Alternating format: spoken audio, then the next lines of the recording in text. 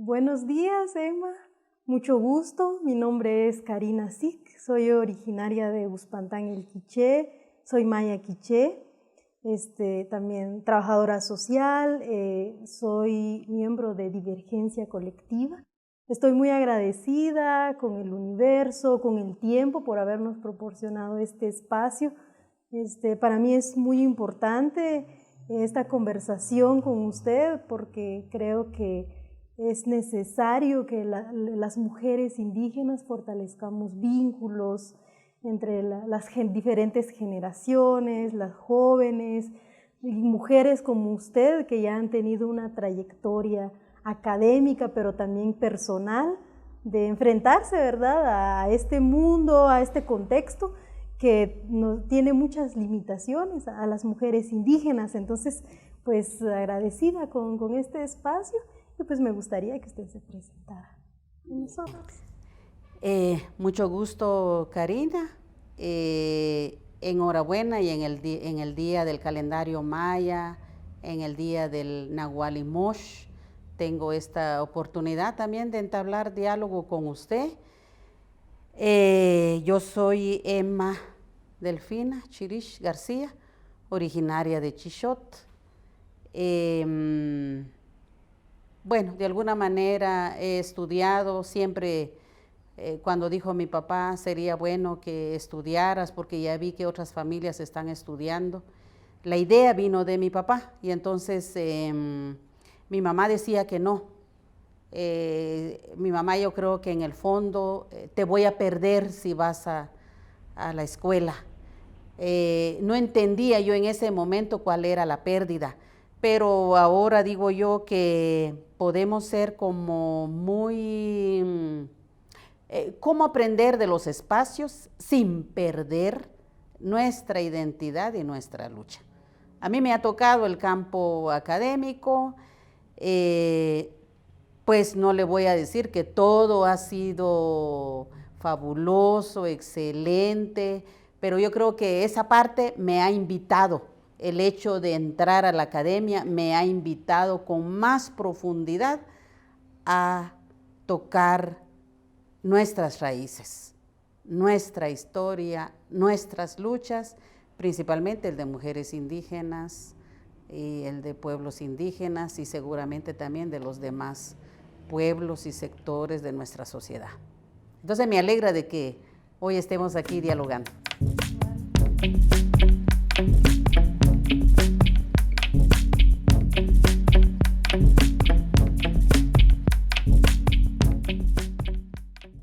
Me gustaría que nos hablara un poco sobre el libro Cuerpos, Poderes y Políticas, Mujeres Mayas en un internado católico.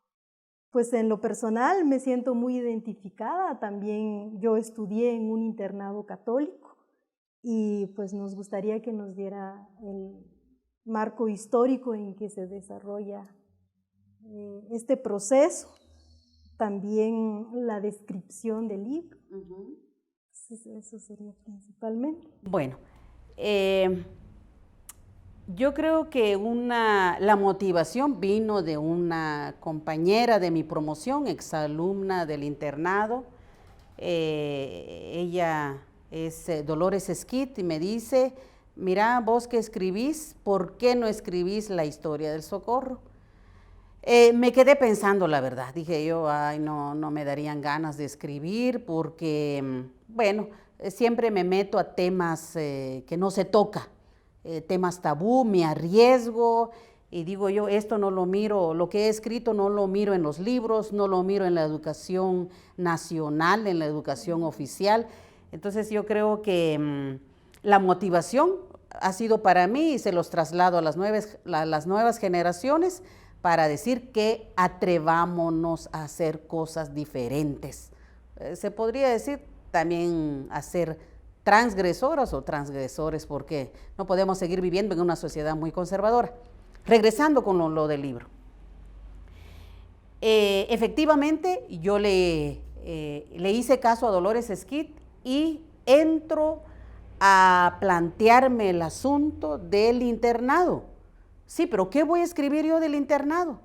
Entonces está esa, se puede decir, la categoría, el concepto de cómo trabajar los cuerpos. Y ante todo, los cuerpos de mujeres indígenas.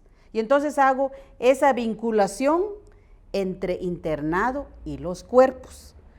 Y lo otro, entran otros conceptos que de alguna manera me dicen hacia dónde debo orientar el estudio, que es todo este proceso civilizatorio. Un proceso civilizatorio que también lo debemos conjugar con el colonialismo.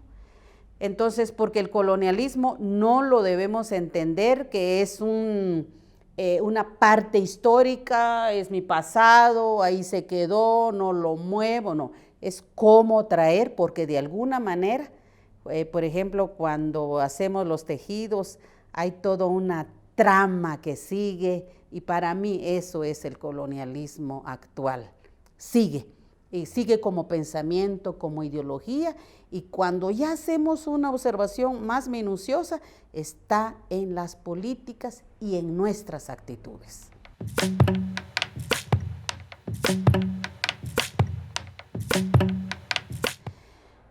Y en eso, lo que yo escribo de alguna manera, regresando, no solo es la historia, sino también el cuerpo disciplinado a través de las normas civilizatorias, como en un internado hay un cuerpo encerrado, como en un internado también nace o se construye un cuerpo civilizado, colonizado, y de alguna manera hay una política hacia el cuerpo indígena, hacia el cuerpo de color. Por eso yo creo que en el internado había una ideología que traspasa. Cuando uno ya hace el aspecto minucioso, hay toda una política de la blancura hacia los cuerpos indígenas. Entonces, yo me meto mucho en las normas. ¿Qué normas nos dieron? Por ejemplo, la norma de la limpieza. En esa norma civilizatoria, detrás de eso, las que dirigieron, las administradoras del internado, de alguna manera estaban trabajando el prejuicio del cuerpo sucio. El cuerpo sucio de las mujeres, porque está ese prejuicio racial. Sí, sí. Detrás de ese prejuicio, ellas decían, muy bien, aquí les vamos a exigir la limpieza. Les vamos a enseñar a ser limpias. Exacto, esa palabra también, les vamos a enseñar a ser limpias. Y entonces vino un choque fuerte, porque generalmente nosotras acostumbradas, con otra lógica familiar, comunal, otra manera de hacer baño en nuestras comunidades. Entonces, en nuestra niñez estábamos muy conectadas con el temazcal, con el tuj, y de repente en el internado nos dan ese baño individual y un agua fría, que es lo contrario al baño del temazcal, que es un baño colectivo, podemos vernos desnudas, platicar desnudas. En el otro lado, no. Esto se prohíbe. Entonces empezamos a ducharnos todas las mañanas a las 5 de la mañana y con agua fría. Entonces ese choque del cuerpo de alguna manera a muchas nos marca. Y lo otro fue la cuestión esto de que el piso debe brillar. Es cierto. Ajá. Entonces ese piso, ahí me debo ver, decía la monja. Y claro, se pasaba una trapeada, 2 trapeadas, 3 trapeadas, casi ahí, en lugar de pasar tantas trapeadas, digo yo, ¿por qué no mirábamos algunos libros? Los libros de la de la sexualidad. ¿Por qué no ver eso en lugar de dar 2, 3 trapeadas? ¿Por qué no aprender entre nosotras cuál es el idioma, cómo viven ustedes, cómo sobreviven, cómo tejió ese huipil o no tejió? ¿Por qué nunca nos contábamos nuestras historias o hacer otras cosas? ¿Por qué no nos organizábamos? Nosotras nos organizamos al final de cuentas, que después el libro lo cuenta. Pero entonces yo me metí mucho a las normas civilizatorias, esas normas que todavía están en los libros. Eso que nos enseñan de que bien educado tenemos que sentarnos bien, están las etiquetas, cómo agarrar la cuchara, cómo agarrar la taza, todas esas cosas. Y uno entiende que eso podría ser para ellos civilizatorio. Para mí es un atentado contra nuestra cultura, contra nuestra manera de pensar, contra nuestra cosmovisión.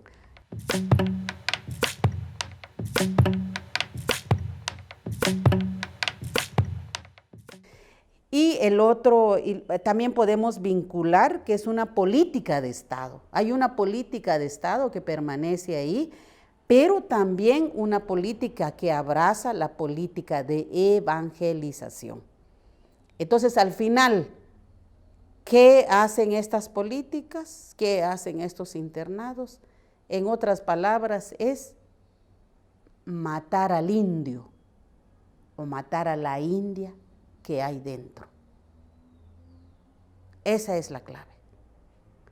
Cuando ya comprendemos esa estrategia, entonces estamos diciendo, aquí estamos en un proceso de dominación del pensamiento, pero también dominación del cuerpo. Entonces, eso hago como ese marco histórico para decir que el Socorro de alguna manera no es un proyecto que está suelto y es una isla, no. Es un proyecto que de alguna manera se utiliza como política de Estado y política de evangelización para pueblos indígenas. Ese es el meollo del asunto.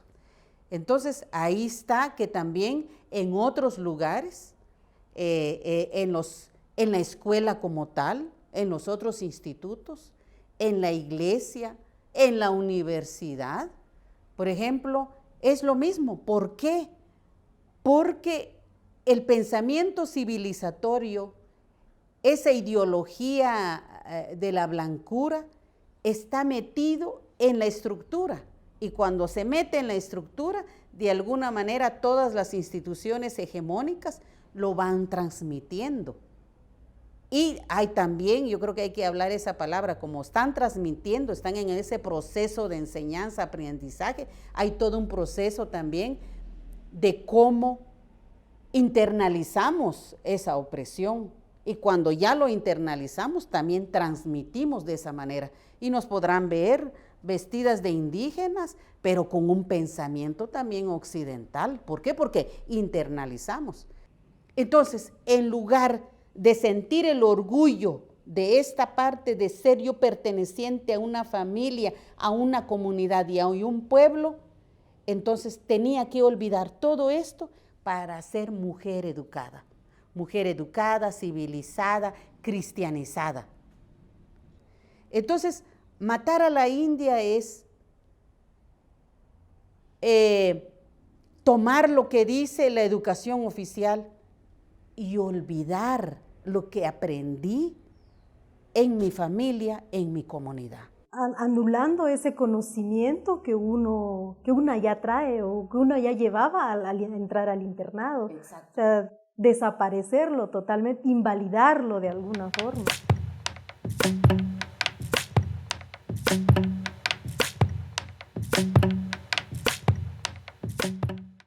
Entonces, todo esto encajonamiento y en esta especie de cárcel aprendimos a pensar de otra manera. Una educación oficial, una educación que de alguna manera era más de proyecto ladinizado, blanqueado, una ideología de color, una ideología racial. ¿Por qué? Porque teníamos que olvidar esas maneras de pensar, esa manera de comer, esa manera de trabajar. Yo creo que como era de construir un modelo de ser mujer indígena educada, civilizada, urbana, cristiana, anticomunista. Entonces, en la cuestión de ser cristiana, bueno, está esa idea de que todo es pecado. Ajá, y cuando todo es pecado, entonces dejo de ser libre. Y yo hasta hoy día he dicho, y en uno de mis escritos dije, ya, mando al carajo el pecado. Yo no soy pecadora. Y lo otro, en uno de mis libros hago también un escrito donde dice, permítame, voy a ser rápida, y dice en esta parte, así dice, cuando aborté la iglesia como institución, perdí el miedo y la vergüenza, y desde entonces aprendí a gozar y amar.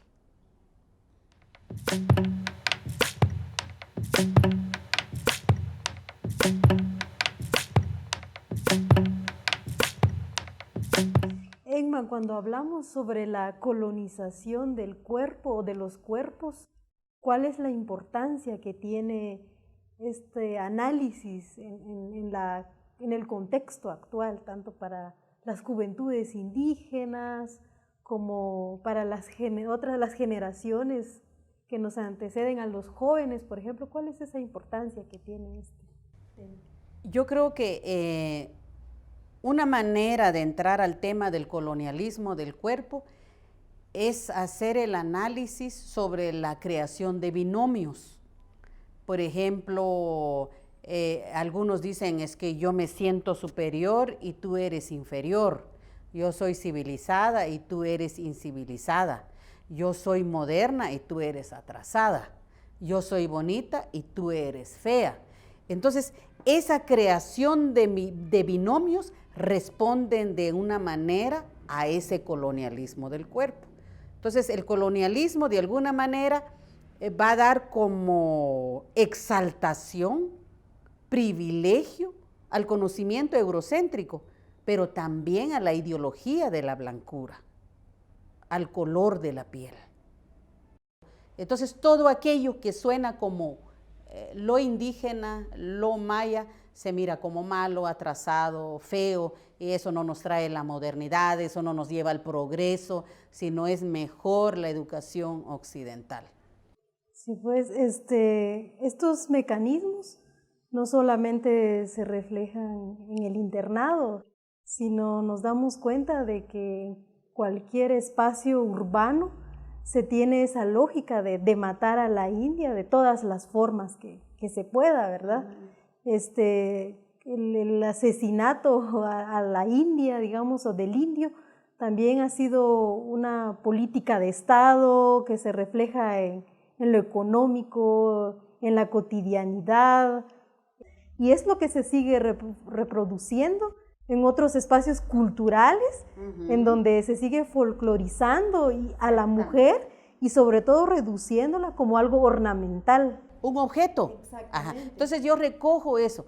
El tema de la folclorización, y más con nosotras las mujeres indígenas, entonces folclorizan y convierten nuestros cuerpos en objetos. Ajá. Entonces, te veo bonita por el traje. No tenés el traje, no estás bonita. Entonces, y eso hay, solo miremos, por ejemplo, el linguat. ¿Qué reproduce el linguat a nivel de este país? La folclorización de la indígena, del indígena. Eso es un punto. El otro, las relaciones de servidumbre en el internado. Las relaciones de servidumbre no solo se da internado, sino se da en las casas particulares, en las escuelas, en las iglesias.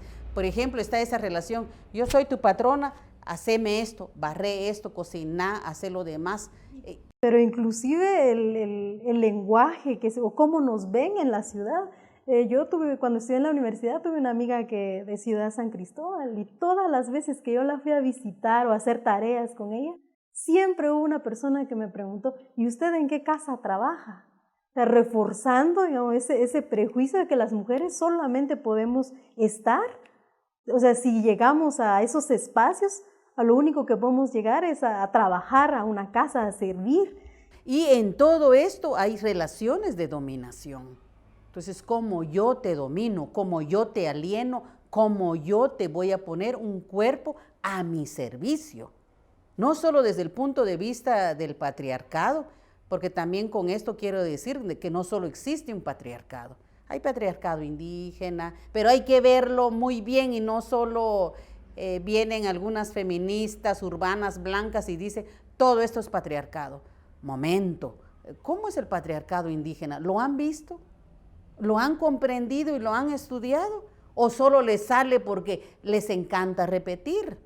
Y eso no debe ser así. En todo caso, quienes podríamos nombrar ese patriarcado somos nosotras las mujeres indígenas. Exactamente, claro. Las relaciones de opresión hay ahí, está la existencia del machismo.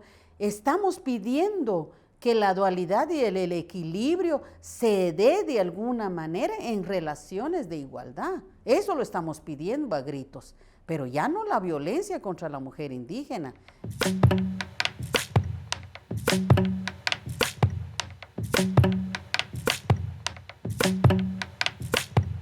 Entonces yo creo que esto que estamos hablando, esto que vivimos son experiencias cotidianas en instituciones, en las instituciones. Y yo creo que tenemos que llevar este tema, cómo estamos a nivel de las leyes. ¿Qué dice la Constitución de la República? ¿Dónde están nuestros derechos individuales y colectivos, como mujeres indígenas y como pueblos indígenas? Eso no nos dieron ni en el internado, ni lo están dando en la educación oficial, en toda la primaria, diversificado, ni en las universidades. Entonces, ¿qué están haciendo? Están anulando todos esos temas porque de alguna manera hay una ideología que domina al país para decirnos de que nosotras no tenemos derecho, para anular nuestra cultura, para anular nuestras políticas. Y, por ejemplo, ¿qué pasó recientemente con la justicia? ¿Qué pasó ahí? No pudo pasar la justicia indígena. ¿Qué pasó con la ley sobre el desarrollo rural? No pasó esa ley. ¿Qué pasó o qué está pasando con la educación bilingüe? No está pasando. Entonces, tenemos un Estado demasiado conservador que no está apuntando a las políticas multiculturales de este país. Y ojo con la política multicultural, porque también hay política multicultural, pero desde una base neoliberal. Y ahí le tenemos que tener cuidado, porque sí, dicen aquí están, pero no estamos representados como debiera ser. Entonces, todavía esa exclusión estructural está puesta, institucional está dado, y lo podemos ver en el Congreso, en las universidades, en las instituciones, en los ministerios, en las casas particulares, en la iglesia.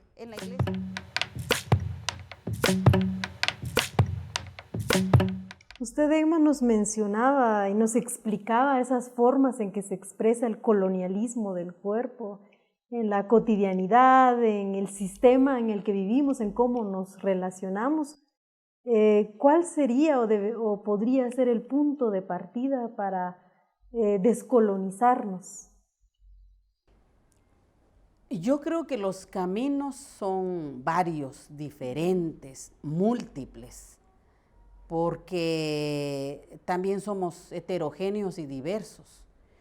Pero en primer lugar yo creo que hay que reconocer cómo traspasa el colonialismo en nuestro pensamiento, en nuestro cuerpo. Cómo estas instituciones hegemónicas y controladoras nos están haciendo más oprimidas, más subordinadas, más pequeñas, convirtiéndonos en objetos o en ese caminar del acoso sexual también está metido ahí. Entonces yo creo que hay por todos lados y hay que verlo porque yo siempre digo que las relaciones de poder están en todos lados, el racismo está en todos lados. Entonces tenemos que ver si reconocemos cómo traspasa el colonialismo en nuestras vidas, en nuestro pensamiento y en nuestros cuerpos. Entonces ya a partir de un proceso consciente, nos toca descolonizar a nivel individual y a nivel colectivo. Por ejemplo, pensar que de toda nuestra vivencia y nuestra práctica individual y colectiva es nuestro.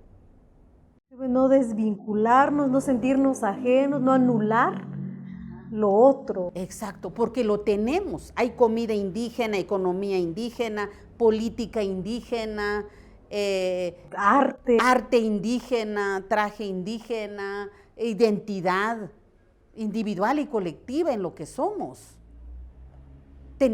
Somos alguien, tenemos nuestro ser apegado ahí.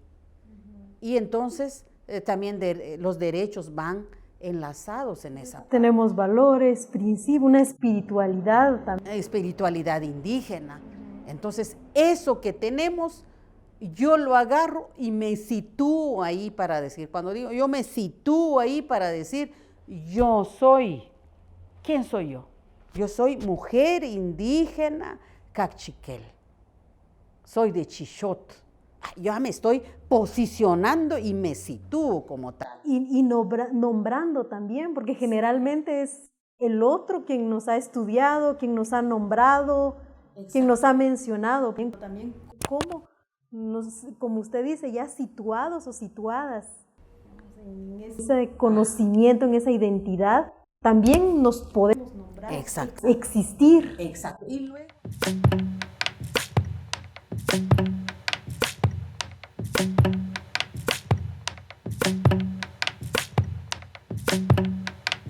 Y cuando ya reconocemos, por ejemplo, estoy viendo que tiene figuras, tiene un diseño que está puesto en su huipil. Esto ya lo relaciono con tal, entonces, solo el huipil es un libro.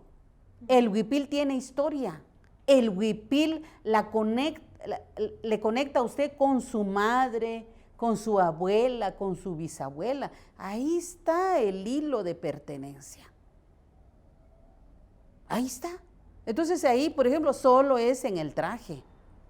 ¿Cómo me quiero ver yo? ¿Cómo quieren los demás? ¿Cómo me quieren ver los demás? Si yo voy a estar a los intereses de los otros y de las otras, me van a cambiar, me van a anular. Me van a colonizar. Me van a colonizar, me van a destruir. Porque la política de exterminio está por todos lados. La política de exterminio también está en el cuerpo, el exterminio de los cuerpos. Y ahí hablamos del genocidio, el exterminio del conocimiento, del etnocidio. Terminar, y es como comenzamos, y en un momento hablábamos matar al indio o a la india. Sí se ha hecho en este país, a través del genocidio, a través de las políticas de etnocidio, a través de las estrategias del colonialismo y de ese proyecto civilizatorio. Sí se ha practicado acá, y si tenemos conciencia de eso, entonces tenemos que ser transgresoras para erradicar todos estos problemas sociales, políticos, económicos, culturales. Quiero agradecer porque usted nos haya abierto las puertas de su casa, convivir, a platicar, conversar con usted. Ha sido muy gratificante también, y también una forma de transmitir conocimiento, tanto para mí también como las personas que nos van a ver. Entonces, no sé si usted quisiera. Gracias, Karina, por invitarme a este diálogo. Yo creo que es este método del diálogo entre mujeres indígenas sobre un tema específico del internado nos ha permitido andar en otros temas. Y yo creo que esto es parte también del proceso de enseñanza-aprendizaje para las nuevas generaciones, y yo los felicito y los admiro, porque yo creo que hay una frase que me molesta, que dicen es que el futuro es de los jóvenes. Me molesta porque están diciendo a largo plazo está el de que ustedes puedan hacer cosas. Y yo siempre digo, saquemos esa idea y digamos, el futuro es hoy para los jóvenes, para las y los jóvenes. Entonces ustedes están hoy como jóvenes, están haciendo algo que importa, que da lecciones, que quieren hacer algo distinto y no están dentro de ese cajón de jóvenes acomodados, conservadores, que pues si el futuro son ellos, no nos espera nada. Para mí no nos espera nada con el grupo de los conservadores. Pero entonces yo los felicito porque son una luz en esta sociedad y en nuestras vidas. Gracias, Emma.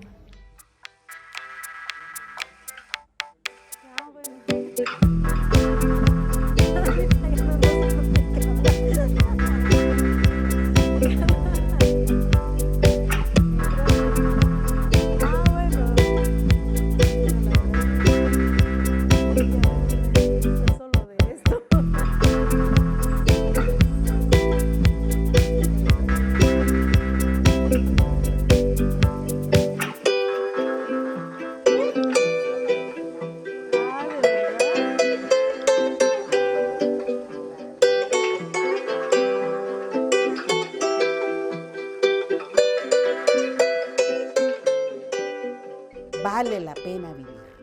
Tenemos derecho a vivir.